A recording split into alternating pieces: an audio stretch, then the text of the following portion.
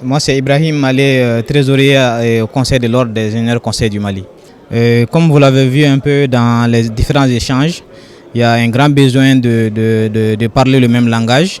Et on a vu que les notions de durabilité, les notions de construction avec les matériaux locaux sont assez vagues. Et il appartient aux politiques publiques de définir clairement ce que c'est et de définir clairement est-ce qu'un bâtiment est plus écologique ou plus durable que l'autre. Parce que qui parle d'incitation, de politiques incitatives pour la construction durable, parle de classification.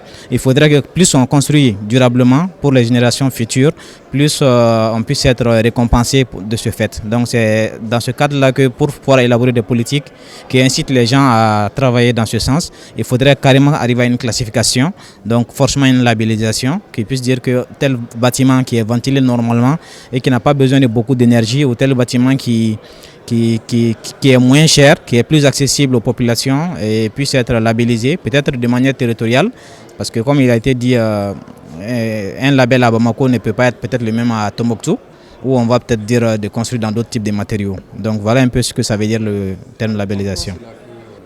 Je pense que c'est capital et primordial parce que au fait, je vais essayer de parler un peu de durabilité de manière un peu simple parce que la terre a des ressources un peu limitées et on va continuer à construire et à un certain moment on sera à court. Déjà, il y a certains prix qui explosent. On ne peut pas continuer à construire comme on est en train de faire actuellement. Donc du coup, arriver à amener les gens à construire d'une manière conventionnelle qu'on va convenir ensemble pour pouvoir avoir le moins d'impact possible sur l'environnement, le moins d'impact sur l'économie et sur les finances des uns et des autres. Ce sera un plus parce que une construction par exemple qui est moins énergivore, ça va bénéficier à tous. On manque d'électricité, on manque d'eau, on manque de beaucoup de choses. Donc du coup, construire durablement et amener les gens à prendre conscience de cela parce qu'un bâtiment avec un label plus élevé peut être perçu comme quelque chose d'objectif à atteindre pour beaucoup de gens. C'est tout l'intérêt du thème parce qu'on parle de politique incitative.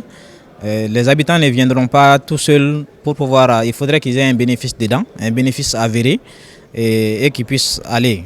Quelqu'un a parlé des panneaux solaires qui ont été imposés. À cause du manque d'énergie, tout le monde s'est tourné vers les panneaux solaires.